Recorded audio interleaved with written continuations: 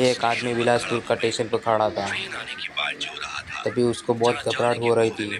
तभी वो अनाउंसमेंट होती है। तभी बोलता है कि सुनिए, यात्रीगण कृपया ध्यान दें कि सभी ट्रेनें रद्द कर दी गई हैं। अब क्या करूं? इतनी रात को तो गाड़ी भी नहीं होगी। भूपेंद्र खुद में बड़बड़ा ही रहा था कि तभी कोहरे की चादर को चीरती हुई एक खूनी ट्रेन पटरी पर आ रुकती है। अभी 2 मिनट पहले ही तो अनाउंसमेंट हुई थी कि ट्रेन नहीं आएगी।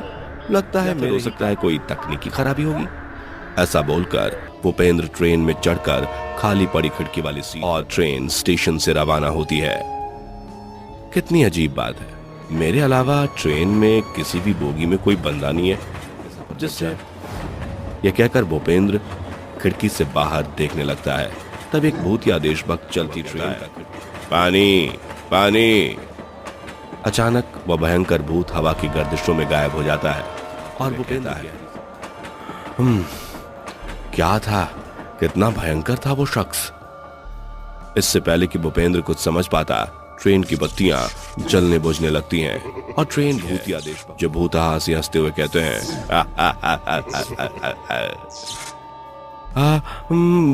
भूत, इन सभी भूतों ने तो फौजी का पहनावा पहना हुआ है। इसका मतलब ये भारत भूमि के देशभक्त हैं। तो आखिर ये उन सभी भूतों के कपड़े खून के छींटों से सने हुए थे।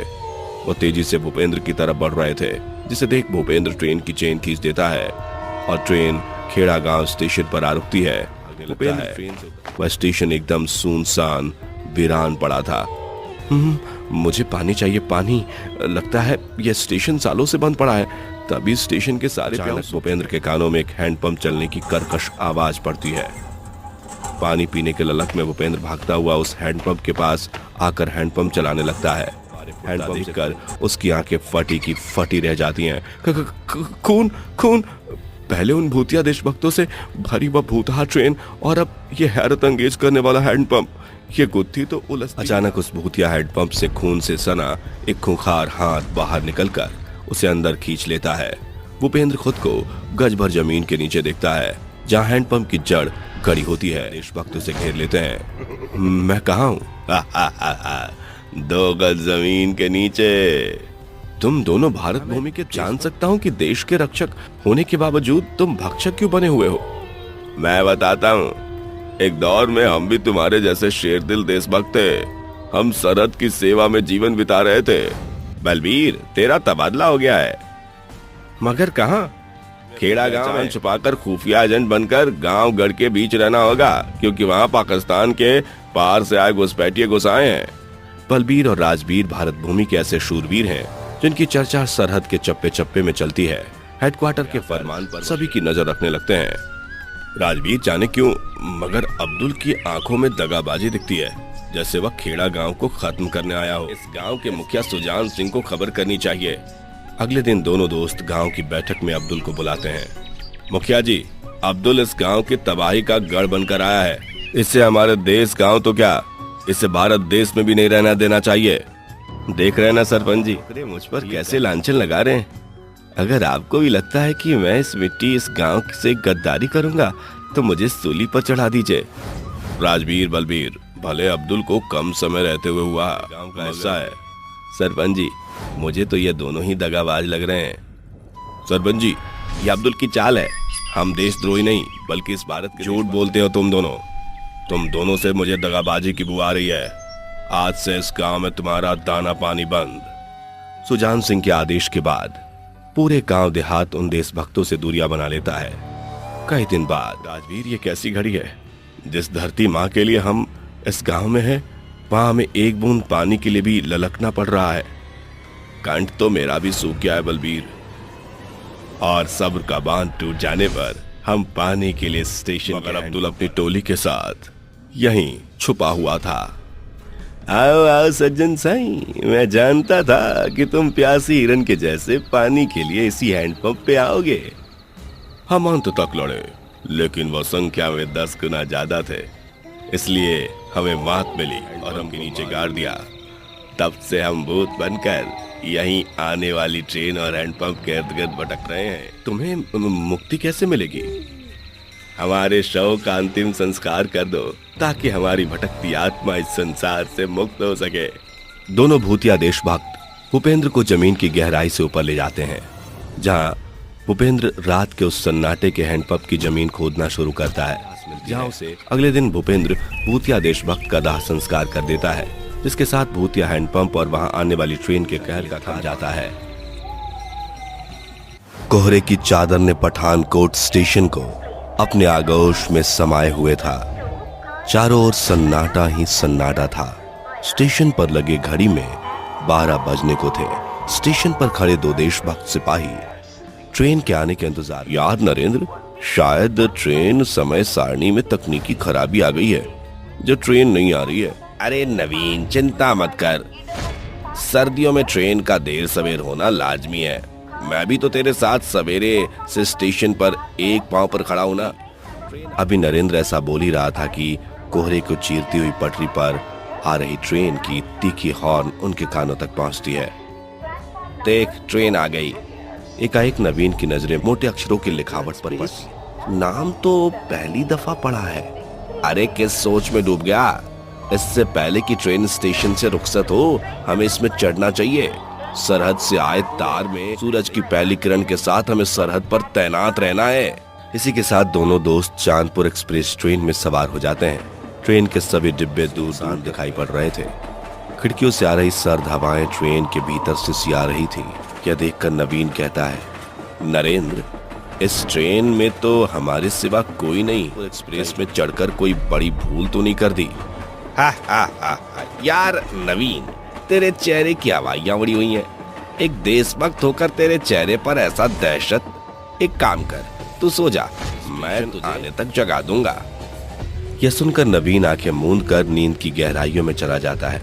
कुछ देर बाद नरेंद्र की आंखों में भी नींद सवार हो जाती है और वह ऊँघते हुए सो जाता है। जिसके बाद चांदपुर एक्सप्रेस ट्रेन के क्रय खून के छींटे नवीन और नरेंद्र के माथे पर गिरती हैं, और जैसे ही वह आंखें खोलते हैं, खुद को बादलों के बीच चांद पर देखते हैं।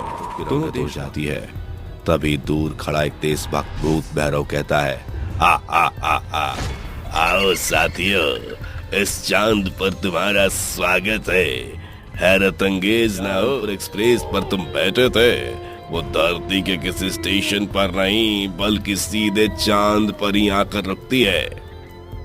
तुम तो एक देशभक्त जान पड़ते हो, फिर हमसे क्या चाहते हो और आखिर हमें इस चांद पर क्यों लाए हो? सिर्फ तुम्हारी मौत चाहते हैं। हमें मारकर तुम्हें क्या हासिल होगा? तुम्हारी मौत ही हम भूतिया देशभक्तों की मुक्ति का। हम तुम दोनों देशभक्त अगर तुम्हें मार दें तो कालिका चुड़ैल हमें जाने देगी। कालिका चुड़ैल कौन है ये? गौर से सुनो, तुम्हारी तरह हम दोनों भूतिया देशभक्त भी एक दौर में भारत भूमि के सरहद की बड़ी लड़ाई में फतेह पाकर हम इसी चांदपुर एक्सप्रेस ट्रेन में सवार होकर अपने घर जा रहे थे। एक बार फिर हम देशभक्तों ने घुसपैठियों को हराकर धूल चटाकर अपनी भारत से ऊंचा कर दिया है। हम अपने देशभक्त सिपाहियों के साथ जीत का जश्न ही मना रहे थे कि कालिका और उसके काफिरों ने ट्रेन पर हमला कर दिया। एक एक को चले। तूने बंदूक की आवाज सुनी क्या? अगली बोगी में लोगों की जान खतरे में है।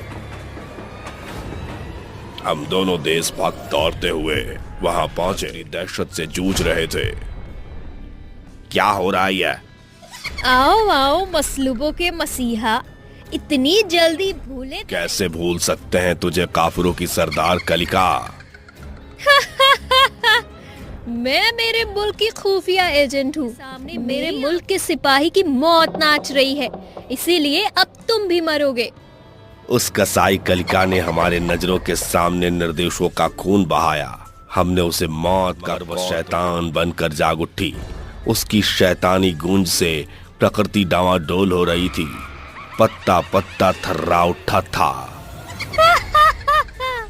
बस बहुत हो गया, लहू मांस का वार। अभी ये चुड़ैल चांद के पार। और उस जालिम चुड़ैल ने चांदपुर एक्सप्रेस का रुख मोड़कर उसे धरती से चांद मार दिया। जब तक हम भूतिया देशभक्त का दाह संस्कार नहीं हो जाता। हम उस चुड़ैल के चंगुल में फंसे रहेंगे। पार्थिव शरीर कहाँ है? नरेंद्र, सुबह घर छोड़ते समय माँ ने मुझसे कहा था कि आज साल की सबसे बड़ी पूर्णिमा है। इस रात चांद अपनी गर्दिश में होता है। चुड़ैल चांद की चमक से खौफ खाती है।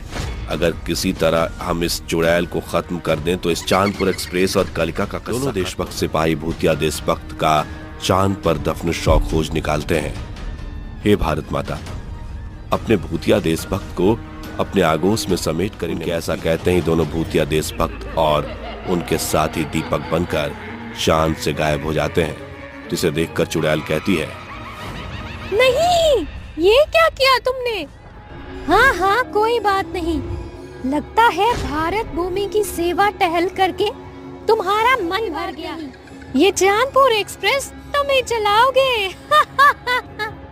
ऐसा कहते हुए चुड़ैल उन दोनों देशभक्तों के सीने में खंजर भेद कर उन्हें भूत बना देती है। भूतिया देशभक्त भुवन और भैरव की आत्मा को तो मुक्ति मिल जाती है। नरेंद्र और नवीन भूत बनकर चांदपुर एक्सप्रेस ट्रेन को चला रहे हैं। आपको क्या लगता है, क्या भूतिया देशभक्त की दहशत भरी